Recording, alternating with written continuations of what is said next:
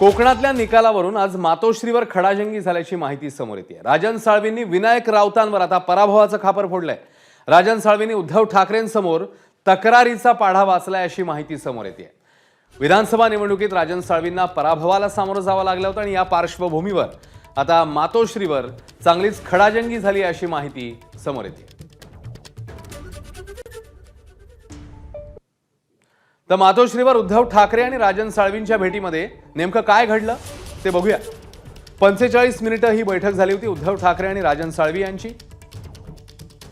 बैठकीला तालुका प्रमुख मुंबई आणि स्थानिक संपर्क प्रमुख उपस्थित होते। पराभवाचं खापर विनायक राऊतांवर राजन साळवी यांनी फोडल्याची माहिती समोर येते।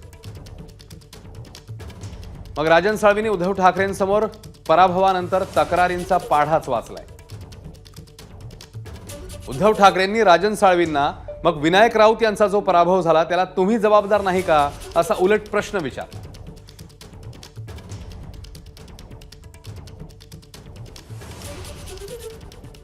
तर राजन साळवींनी विनायक राऊतांना आपण 21,000चा लीड दिल्याचं स्पष्ट केलं।